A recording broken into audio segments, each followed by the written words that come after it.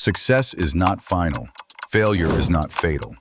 Everyone knows this Churchill quote, but what they didn't tell you is that Churchill called his depression the black dog. He had multiple breakdowns, contemplated ending it all, spent days unable to leave his bed. The man who inspired millions was battling demons in silence. He didn't conquer his darkness. He learned to lead while carrying it. Real strength isn't defeating your struggles. It's showing up despite them. That's the quote they should teach.